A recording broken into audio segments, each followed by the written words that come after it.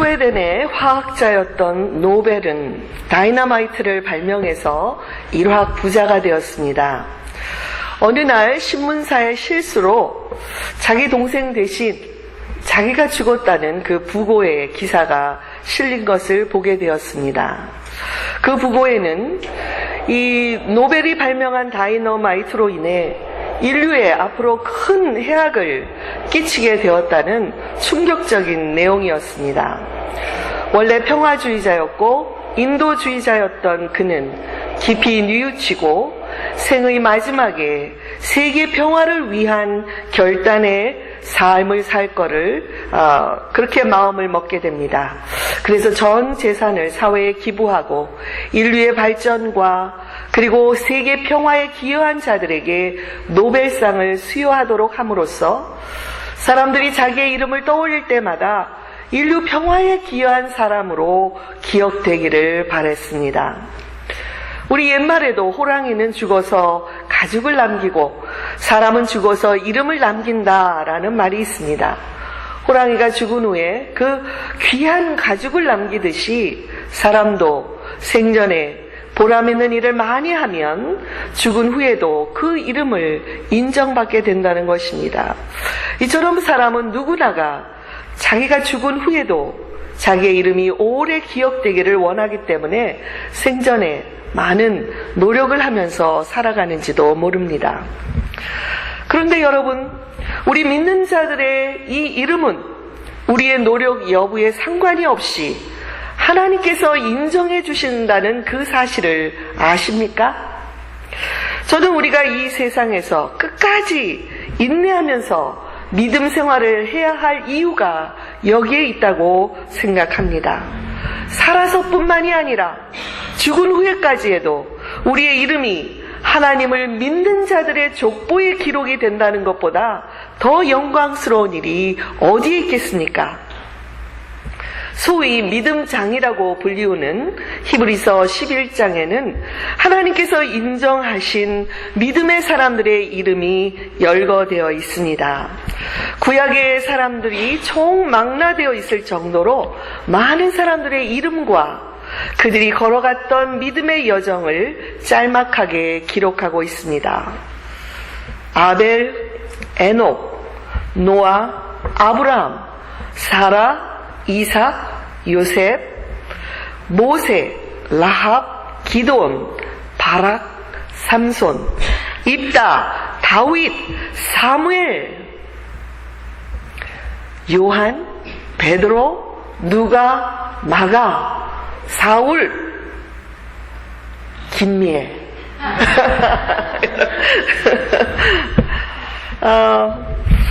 이 책에 기록할 여백이 없고 다 기록할 수가 없기 때문에 다 기록하지 못했을 뿐, 놀라운 사실은 저와 여러분의 이름도 이 믿음의 대열에 기록이 될 것이라는 것입니다.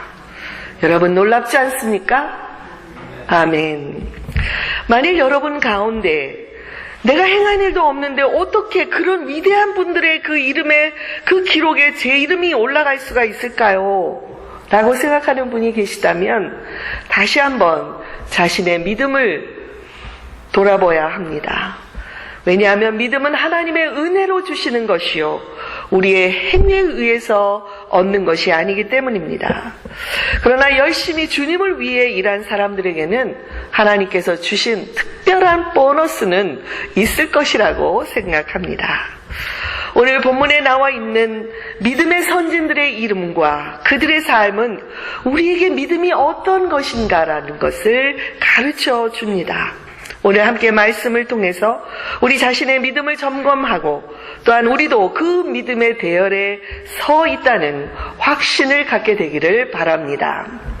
먼저 1절에서 믿음은 바라는 것들의 실상이요 보지 못하는 것들의 증거라는 대명제로 이 말씀을 시작하고 있습니다. 먼저 믿음은 바라는 것들의 실상이라고 했습니다. 여기 실상이라는 이 단어는 헬라어 휘포스타시스라는 단어가 쓰였습니다.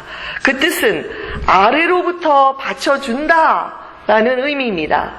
집의 기초가 그 집을 받쳐주는 것처럼 믿음이 받쳐주기 때문에 우리가 바랄 수 없는 중에 바라며 소망할 수 없는 중에 소망하게 되었다는 것입니다. 8절에서 아브라함이 부르심을 받았을 때 하나님께서 약속의 땅으로 가라 이렇게 말씀하셨을 때 그가 갈 바를 알지 못하고 어디로 가야 될지도 모르면서 담대하게 약속의 땅을 향해서 나아갔던 것은 그의 믿음이 받쳐주고 있었기 때문입니다.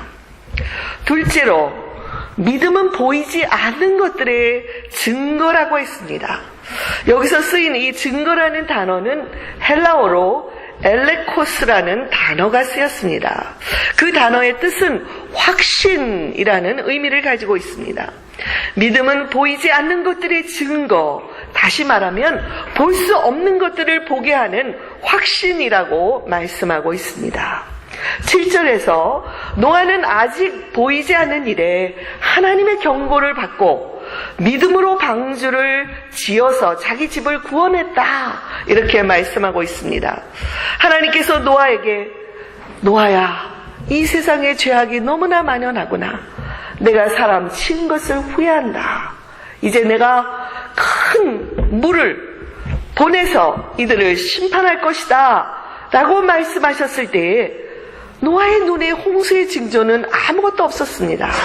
그럼에도 그는 믿음의 눈으로 약 120년 후에 일어날 홍수의 심판을 미리 보고 방주를 짓기 시작했습니다.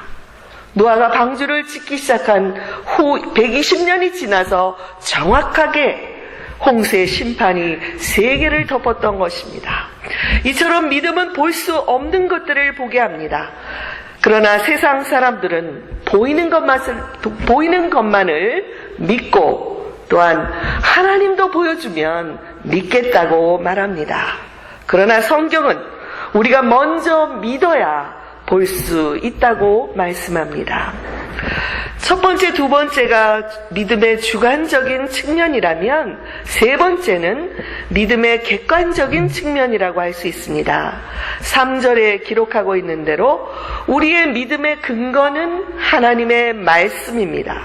하나님께서 말씀으로 세계를 창조하시고 그 말씀으로 이 세계를 붙들고 계시다 라는 이 믿음 때문에 우리는 바랄 수 없는 중에 바라고 볼 수 없는 중에 보게 된다는 것입니다. 여기서 이 말씀이라는 단어는 보통 사용하는 헬라어 로고스가 쓰여지지 않고 레마가 쓰여졌습니다. 신약 성경에는 이 두 단어가 모두 하나님의 말씀으로 번역이 되고 있는데요. 로고스가 쓰여진 것은 330회이지만 레마가 쓰여진 것은 70회 정도밖에 없습니다. 로고스는 보통 하나님께서 모든 사람에게 공통적으로, 일반적으로, 객관적으로 주시는 말씀입니다. 그런데 우리가 성경을 읽고 묵상하다 보면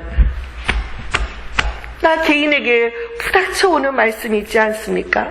우리가 주관적으로 경험하는 그런 하나님의 말씀, 그 말씀을 경험하면 우리는 변화하고 그리고 하나님의 능력을 체험할 뿐만이 아니라 상상하지 못했던 놀라운 믿음의 역사들이 우리 안에서 일어나기 시작합니다.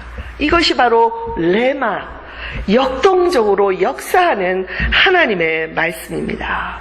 이렇게 레마의 말씀을 근거로 해서 우리는 창조주 하나님께서 또한 우리 각 사람의 구원자가 되셔서 우리를 인도하고 계시다는 믿음을 가질 수가 있는 것입니다. 아멘. 예. 아멘. 가끔씩 이런 아멘의 소리가 저에게 큰 힘이 되고 우리 주님께서도 기뻐할 줄 믿습니다. 제가 매일 새벽 기도회를 인도할 때에 먼저 일반적인 이 말씀을 묵상해 갑니다. 그리고 그 모든 말씀을 다 기억하지 마시라고 부탁을 드립니다. 그런 후에 각 개인에게 어떤 말씀이 부닥쳐 왔는지 그 한 말씀만 그날에 필요한 대로 붙들고 그날을 묵상하는 말씀으로 삼으라고 그렇게 안내를 합니다. 바로 레마의 말씀이 우리 삶에 충만할 때 우리는 말씀으로 세계를 지으신 하나님께서 매일매일 나와 동행하고 계시다는 것, 매일매일 나를 새롭게 지어주신다는 확신을 가질 수가 있습니다. 그러므로 우리가 새벽 기도에 나오든 나오지 않든 우리가 믿음의 대열에 끝까지 서 있으려면 말씀을 날마다 읽어야 합니다. 그 읽은 말씀 속에서 하나님의 뜻을 마음에 새기고 그 말씀을 따라 살아야 합니다. 어쩌다가 주일에 한 번 이 자리에 나와서 성경을 펼쳐서는, 그리고 한 번 주일 설교 말씀을 들어서는 지탱하기가 어렵습니다. 왜냐하면 우리가 이 세상에 사는 동안에는 아직도 우리는 믿음의 경주를 하고 있는 자들입니다. 이 경주에서 이기고 끝까지 고린 지점까지 도착하기 위해서는 하나님의 말씀으로 능력을 받아야 합니다. 그렇다고 오늘 제가 읽은 이 히브리서 11장의 말씀대로 이 믿음의 사람들처럼 여러분도 살아야 된다고 그렇게 강권하는 것이 아닙니다. 그렇다면 어떤 분들은 아예 처음부터 그 길을 포기할지도 모릅니다. 오히려 그런 부담을 드리려는 것이 아니라 우리가 보기에는 아주 적은 믿음일지 모르지만 하나님께서는 그런 적은 믿음을 소중하게 여기신다는 말씀을 드리고 싶습니다. 6절에 보시면 믿음이 없이는 하나님을 기쁘시게 하지 못하나니 하나님께 나아가는 자는 반드시 그가 계신 것과 또한 그가 자기를 찾는 자들에게 상 주시는 이심을 믿어야 한다고 말씀하고 있습니다. 여러분, 하나님께서 살아계심을 믿으십니까? 네. 또한 하나님께서 자기를 찾는 자들에게 상 주시는 것을 믿으십니까? 그렇다면 우리는 믿음의 사람들이요, 하나님을 기쁘시게 하는 자들임을 믿으시고 확신하시기 바랍니다. 우리가 예수님을 마음에 영접하고 죄의 용서를 받은 자로서 살아간다면 설사 우리가 매일 알게 모르게 죄를 짓는다고 해도 우리는 믿음의 대열에 서 있는 자들입니다. 어떤 어려운 일이 있어도, 억울한 일을 당해도, 그리고 실망하는 일이 있다 할지라도 하나님께서 여전히 이 세상을 인도하고 계시죠. 하나님 살아계시죠. 그렇게 고백하는 자들을 하나님께서는 너는 믿음의 사람이다 인정해 주신다는 것입니다. 어린아이처럼 믿으면 하나님께서 우리를 인정해 주시고 우리 믿음의 선진들이 받았던 그 증거들이 우리의 삶에서도 나타나도록 도와주신다는 것입니다. 그러나 만약 내가 믿음의 길을 걸으면서 10년이 지나가도 내 믿음에 조금도 변화함이 없다면 우리 자신의 믿음을 한 번쯤은 심각하게 점검해 보아야 한다고 생각을 합니다. 4절에서 아벨은 가인보다 더 나은 제사를 하나님께 드림으로 의로운 자라 하시는 증거를 받았다고 말합니다. 이 말씀에 대해서 여러 해석이 있습니다만 이 말씀의 배경이 되는 창세기 4장에 보면 가인은 농부였기 때문에 자기 땅에서 난 소산으로 하나님께 제물을 삼아 드렸습니다. 또한 아벨은 양을 치는 자로서 자기 양의 중에 첫 새끼와 그 기름을 하나님께 드렸다고 말합니다. 그런데 하나님께서는 아벨과 그의 제물은 받으셨지만 가인과 그의 제물은 받지 않으셨다고 기록하고 있습니다. 이 말씀을 통해서 보면 가인이나 아벨이나 자기 직업에 따라서 하나님께 그 소산을 드렸습니다. 둘 다 문제가 없는 것처럼 보이지만 두 사람 사이에는 차이가 있습니다. 여러분, 그 차이를 발견하셨습니까? 아벨은 양의 첫 새끼를 드렸다, 이렇게 첫 번째 양을 하나님께 드렸다는 기록이 있는 반면에 가인은 곡식의 첫 소산을 드렸다는 말이 없습니다. 소산을 하나님께 드렸다, 이렇게 말하고 있을 뿐입니다.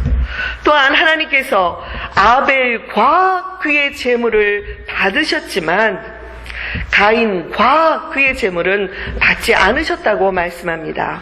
무슨 말입니까? 아벨의 제물뿐만이 아니라 아벨이 자기 삶으로 하나님 앞에서 올바른 삶을 살았기 때문에 하나님께서는 아벨과 그의 제물을 받으신 것입니다. 그러나 가인은 평상시에 하나님 앞에서 올바른 삶을 살지 못하다가 그 예물만을 가지고 와서 드릴 때에 하나님께서는 가인의 삶을 받지도 않으셨고 인정하지도 않으셨고 그의 제물 또한 받지 않으셨다는 것입니다. 우리가 매일 하나님께 이 예배의 자리로 나올 때 하나님은 우리의 거룩한 모습만 보이는 것이 아닙니다. 우리가 가정에서, 직장에서 매일 어떤 삶을 살다가 이 자리에 나왔는지를 보고 계십니다. 예배당 안에서만 성도가 아니라 우리 가정 그리고 우리의 일상의 삶에서 성도답게 올바르게 살았는지를 살피신다는 것입니다. 우리가 드리는 헌금도 그 액수의 많고 적음을 보는 분이 아니십니다. 다만 우리가 얼마나 정성스럽게 구별하여 하나님께 드렸는가를 보시는 것입니다. 아벨은 일상의 삶에서 보이지 않는 하나님을 보는 듯이 살았습니다. 아벨이 걸었던 그 믿음의 길을 걷는 우리들도 아무도 보지 않지, 아무도 듣지 않지 하는 그때라도 하나님께서 보시고 하나님께서 듣고 계시다는 것을 기억하고 매일 올바른 삶을 살아가시기를 바랍니다. 아멘. 사랑하는 교우 여러분, 우리가 하나님께서 살아계심을 믿고 하나님을 찾고 있으면 하나님께서는 우리에게 상을 예비하고 기다리신다고 말씀하셨습니다. 과연 우리는 어디서 하나님을 찾고 있습니까? 하나님은 이 예배당 안에만 계십니까? 아닙니다. 다시 강조하지만 우리의 일상의 삶에서 하나님을 찾는 삶이 더 중요한 것입니다. 하나님은 우리가 매일 다니는 그 거리, 우리가 매일 일하는 그 직장, 그 사업체, 그리고 우리가 만나는 사람들 가운데 계십니다. 그 하나님을 찾으시기 바랍니다. 아멘. 이민생활을 하면서 많이 지치고 힘들지만 하나님 어디에 계십니까? 하나님, 제가 힘들어하는 것을 아시지요. 저의 이 답답한 마음을 하나님은 아시지요. 그러면서 그 하나님을 찾는 자들을 기뻐하십니다. 많은 석서학자들이 성경의 이 고대 사본을 연구하면서 보니까 예수님께서 사용하신 단어들은 높은 학문이 있는 대학이나 이런 곳에서 쓰는 단어가 아니라는 것을 발견을 했습니다. 예수님은 시장통 거리에서 극히 서민적인 사람들이 사용하던 그 단어들을 사용하고 계셨다는 것을 발견했습니다. 예수님의 말씀은 높은 학문적인 지식이 필요한 것이 아닙니다. 어려운 교리를 모른다고 해서 위축될 필요가 없습니다. 어린아이들도 쉽게 이해할 수 있는 언어와 비유들을 사용하셔서 예수님은 그만큼 가난하고 억압당하고 힘없는 백성들 속을 걸어 다니시며 말씀을 가르치시고 사랑을 베풀어 주셨습니다. 매일 삶의 현장에서 지치고 고된 삶을 살다가 이 예배의 자리로 나온 모든 성도들에게 우리 교회들은 우리 예수님처럼 그들에게 쉼과 안식의 처소가 되어 주어야 합니다.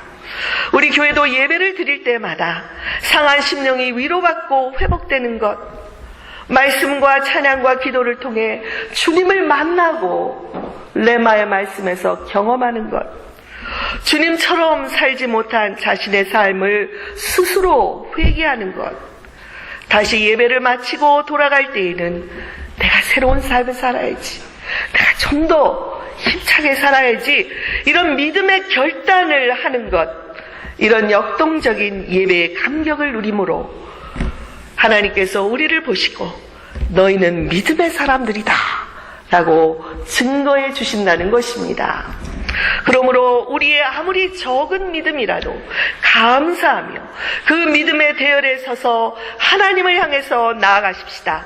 또한 이 대열에 아직 오르지 못한 주변의 사람들을 초청해서 함께 믿음의 행진을 하게 되기를 바랍니다. 저는 지난주에 한국의 분당 우리 교회 이찬수 목사님의 미국에서의 집회에 관한 기사를 읽었습니다. 11년 전에 분당에서 교회를 개척해서 지금은 출석교인 2만이 넘는 대형 교회로 성장시켰는데, 그분은 교회를 10년 내에 내가 3분의 1로 줄이겠다고 대형 교회로의 포기를 선언하셨습니다.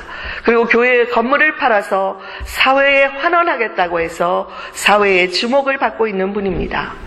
한때 이민 목회 경험을 하신 분이었기 때문에 그곳에 오셔서 이민교회의 안타까운 현실에 대해서 간절히 말씀을 전하셨습니다.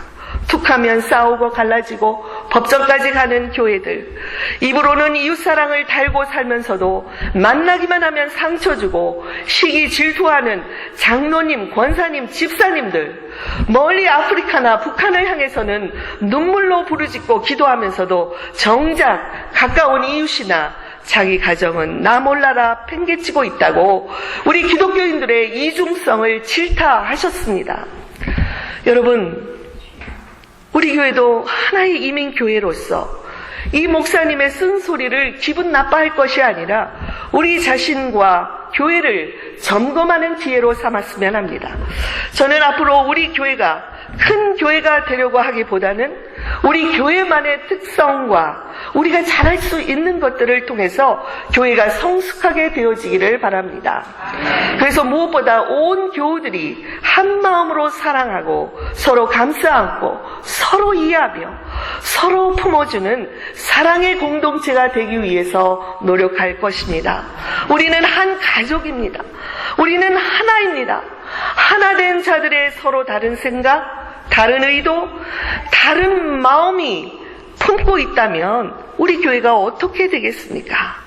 우리가 함께 성마가 연합 감리교회를 허락하신 하나님께 감사를 드리며 한번 죽도록 교회를 사랑해 보시지 않겠습니까? 열심히 후회 없도록 사랑하지 않겠습니까? 누군가 이렇게 말했습니다. 우리가 천국에 가면 오직 이 땅에서 사랑했던 시간들만이 주님께서 인정하시는 시간이라고 말했습니다. 주님은 우리에게 이 세상에서 얼마나 교회를 성장시키시고 부흥시켰느냐고 물으시기보다는 얼마나 사랑하며 얼마나 섬기다가 왔느냐를 물으실 것입니다. 저 또한 사랑의 동기가 아니면 그 어떤 부정적인 말도 입 밖에 내지 않고 다른 사람들에게 상처를 주지 않고 어떤 사람들이 교회를 찾아와도 감싸 안아주고 그런 교회에서 목사로 열심히 목회하다가 왔다고 주님께 말씀드리기를 소원합니다. 어느 교우분이 제게 말씀하시기를, 목사님, 우리는 이민자들로 매일 열심히 일하지 않으면 살기 어렵습니다. 그래서 목사님께서도 우리가 얼마나 피곤한지를 알아주셨으면 합니다. 가급적 많은 일을 버리지 마시고 교회에 와서 뜨겁게 예배를 드리고 한 주 동안 말씀으로 살아갈 수 있으면 그거면 족하겠습니다. 그렇게 얘기를 하셨는데 이 말씀을 제 마음에 간직할 것입니다. 여러분, 하박국 선지자의 노래를 기억하십니까? 3장 17절에서 이렇게 노래하고 있습니다.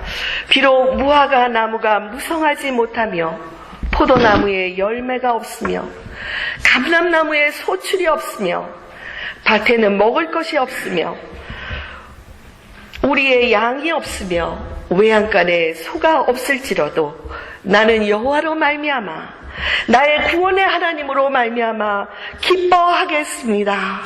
여러분, 먹을 것 입을 것 없어도 구원해 주신 하나님을 감사하며 찬양하며 노래할 수 있는 이런 고백을 저와 여러분들이 들을 수 있다면 우리는 당당하게 믿음의 대열에 서서 하나님이 인정해 주시는 믿음의 사람으로 살아가고 있는 것입니다. 아멘.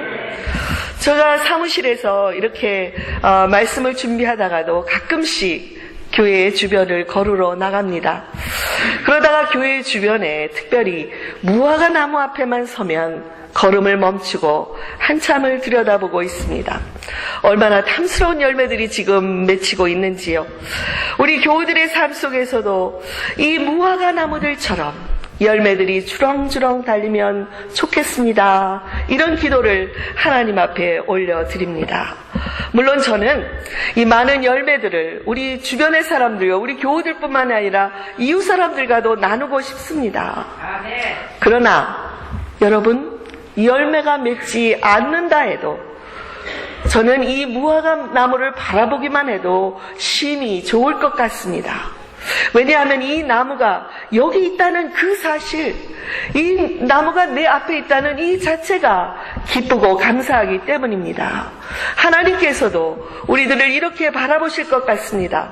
우리가 많은 일을 해서 하나님께 영광을 돌리는 것도 기뻐하실 때지만 큰 일을 못한다 할지라도 우리가 하나님의 자녀라는 것, 그 한 가지만으로도 이미 네가 나에게 영광을 돌리고 있다고 바라보시고 기뻐하실 것 같습니다.